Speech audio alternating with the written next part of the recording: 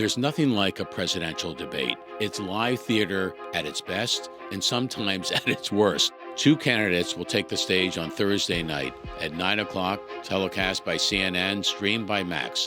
All the chips are on the table for former President Donald Trump and President Joe Biden, with a lot of expectations going into it and a lot of analysis that will certainly follow it. So I brought my two colleagues from Ballard Partners into the studio today, Dan McFaul and Michael LaRosa, to try to psych this out. And if history is any guide, fasten your seatbelts. From Ballard Studios in Washington, D.C., a special election edition of 13th and Park. We give you information, not a panic attack. I mean, look what's going on. I mean, my God.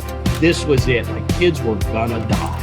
That time is gone forever. This is the biggest story in America. We weren't prepared for this. Don't you want to speak truth to power? Toughest thing I ever had to do. Well, it's great to be with two of my partners, Michael LaRosa, Dan McFaul, Democrat, Republican, but wise both. Now, if I had to ask our audience, which one's the Republican and which one's the Democrat, right? I think, Michael, they pretty much had that figured out, given what you're wearing and what Dan's wearing. Well, casual. But of course, tomorrow night, we're looking at two warriors taking the stage. And let's talk about format first, because the format of the debate has a lot to do with strengths and weaknesses for both. So give me your assessment. Who's got the edge when it comes to the staging, meaning two people on stage, no studio audience? I would still say Biden because, last time I think he outperformed Trump in both debates. And people forget, but there wasn't the typical amount of an audience in the studio because of COVID. So it was pretty quiet and pretty mellow to begin with in Cleveland and in Nashville. And these presidential debates are not like rallies off the street. There's not a crowd to really feed off. And I think that's been like some kind of misconception. Traditionally have been donors and party elites and family who have been filling the rooms. It's not like a rowdy crowd. So I still think Biden has the edge because it's standard kind of debate he's been doing for 50 years. Donald Trump is the rally king, right, Dan? Yeah, I think that's exactly right. Biden does have the advantage of not having the studio audience because I think Trump, at his rallies and at debates and at speeches, he kind of fuels off the crowd. They kind of drive him. I mean, he's like a rock star. He's like Bono. He kind of feels the energy of the crowd, and it propels him. So I think that does give a little bit of the edge to the current president. Well, now we know Bono has been compared to Donald Trump. That's going to make headlines. So we have two CNN moderators for this debate, which could be a strength or a weakness for either one. Dan, what do you think of that? I think that's the edge towards the president, President Biden. CNN ran just yesterday a clip of Trump's missteps. It's like they're kind of setting the stage for the debate tomorrow. So I think it's definitely the edge towards Biden in that format. But couldn't, Michael, that also be an edge for Donald Trump if he decides to take on the two moderators? And he wouldn't be the first presidential contender to do that. I remember when Newt Gingrich did that back in the 2012 Republican primary, he took on John King, who was going after his wife. Yeah. The first question, could that backfire and actually help former President Trump? We've been seeing a little bit of that this week with his campaign surrogates sort of going on CNN and sort of attacking CNN preemptively, sort of making the case already that he's going into this hostile environment. But I do think that also puts pressure on CNN to sort of overcompensate. There could be a world in which they are tougher on Biden, actually, because they will want to emulate Bash and Tapper as professionals as they are. They'll want to be as close to traditional and conventional as the commission moderators have been in the past. Some would argue that the debate moderators of the now world should have as much training going into their performance as the two combatants in this case, Trump and Biden. So shutting down the mics, turning the mics off after either one finishes an answer, advantage, disadvantage, and to who? I'm going to go a little unconventional here, Adam. I think that's actually an advantage to Trump. I think one of the things that was criticized in the previous debates was Trump kind of stepping on Biden's, answers and continue to give his answer. And, Trump's got this deep baritone kind of booming voice. And I think it's easy to see this perception that here he is, giving this old man a hard time. So I think it's actually an advantage to Trump that they're going to be able to shut down the microphones. It's going to keep it more focused and more together.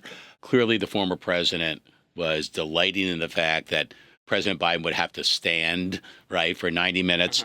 Is that something that now viewers are going to be looking at to see who's got, you might say, the stamina to go through a very grueling 90-minute examination? I think the only pressure on Biden is to provide the assurance to voters and to the rest of the country that he is agile, that he is quick on his feet. He can run circles around Trump on his record, on policy, on substance. It is presentation that is the real test for Biden in these debates, because they're performances, they're TV shows. And Trump's a producer, Trump's an entertainer. He is agile, he does project energy. Biden just needs to sort of pass that test. Well, the State of the Union speech, we saw the same kind of measure was in play. And I think President Biden got good marks on looking energetic and kind of with it. He's at home behind a podium. If you think about history and candidates running for president, I don't think there is anybody who has been in as many debates as a Senate candidate, as a three-time presidential candidate, more than Joe Biden. So this is home to him. When he's behind a podium, whether it's in the Capitol or on a debate stage, that is home. So, Dan, you know the expression last person in the room. So say you're the last person in the room with Donald Trump. What's your last piece of advice? My last piece of advice is be Trump. Again, that's what got him to the presidency in 2016.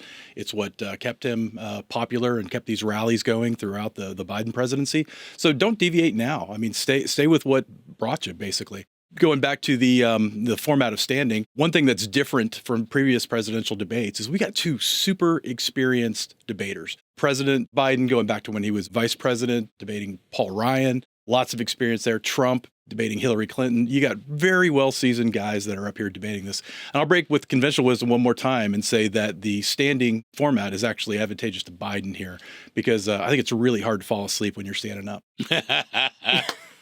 Oh, my gosh. Cut that. That's the end of the show.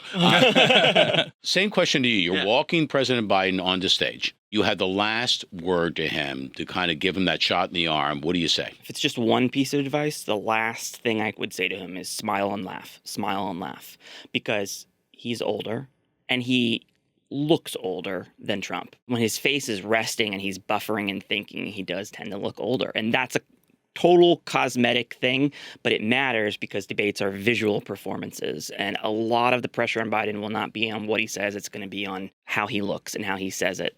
Going back to 1960, nothing's really changed. Well, if that's the case, I mean, I would argue the campaign should have Vice President Harris give the last word to President Biden before he takes the stage, because no one smiles and laughs like the vice president. So. Yeah, why not? She laughs. She's a happy person. Laughing is an indicator of happiness. What would make President Biden happy coming off that debate stage on Thursday night? The key objective is to remind everyone of the choice. That means contextualizing where we were 4 years ago, the last time these two men debated, and where we are now. It might not be perfect. It might not be what you want it to be, but it is a hell of a lot better than where we were 4 years ago. Honing in on reminding people and contextualizing them of everything that took place, that fired Trump in the first place and hired Biden. Dan? $1.75 a gallon gas, a secure border, no international. How long has the border been unsecure? Speak up. It was much more secure under the Trump presidency. So I would disagree with my friend Michael here and say fix that it though. Trump presidency was very successful. But again, the main difference here is the levels of expectations. The bars are at two different levels. Biden has very low expectations to meet. And just like the State of the Union you saw back in the first part of the year, if the president doesn't trip walking up to the podium and doesn't fall asleep, I think it's going to be seen as a victory. Trump's got a higher standard to meet in order to have a successful debate and quote unquote win the debate. I would encourage the president to stick on the topics that work. And which president? I'm sorry, President Trump. Former president. Former President Trump. Still the president, still the title. President Trump to focus on the issues that differentiate his presidency from the Biden presidency. And if you look at all the economic indicators, if you look at the S&P, if you look at how the dollar's doing, it all points to a strong economy. But what's not being picked up in that data is inflation has gone up 30, 40%, and wages have not grown. They have grown, but not proportionate with the rate of inflation. So it's that squeeze that normal Americans, everyday Americans are feeling. So I would encourage the president to point that out. Are you better today than you were 4 years ago? Will this really matter, given all the things that are going to happen following this debate, not just other debates, sentencing, in New York, sentencing of Hunter Biden, conventions, Republican and Democrat, and all sorts of events. Of course, we can't predict the economy, what's going to happen. Does it really matter, Michael, this one moment, or is this just another piece of the puzzle? First debates do matter, and they've mattered because because they're closer to the election. But now, because so many people we expect to be watching this debate, it's a bigger audience than you will get than convention speech. Do you think it beats the number that Hillary Clinton and Donald Trump generate? I think the record is 81 million viewers back in their first debate. Yeah, I do think. I mean, it was 75 million in their first debate last time. It went down for the second debate. But any particular mistake one makes or any particular successful counterpunch, that could be seared in the minds of voters for the next 3 months. Remember, people forget voting now starts a little after Labor Day in some places. It's not November and it's not October in a lot of places. It starts very early. The sand is running out of the hourglass to change perceptions. If there is an event, I would say more than the conventions, it's this that could shape the perception. Dan? I think the numbers are going to be high, but not quite that 80 million viewership. But I do think it's important, number one, because this is the first and the last head-to-head meeting of these two presidents and former presidents until after Labor Day. This is going to be what sticks in people's brains, throughout the rest of June, July, August, and into Labor Day. This is what the Beltway and the talking heads are going to be talking about for a month. So I think it's very important for both these men. Just for the record, on the debate scorecards, based on public polling, Donald Trump has not yet won a debate despite being the king of the rally. So on this particular stage, you could argue that the former president has a little bit more to prove than the sitting president. But whatever happens, all we know is this is live theater. And with live theater, you don't get a second shot at it. Nothing better. Right? It's nothing better. So I'm going to bring both of you back right after the debate on Friday morning. We'll see what happened. We'll see how smart or how misled we were. Starts 9 o'clock Eastern time. Don't miss it. I'll be in bed.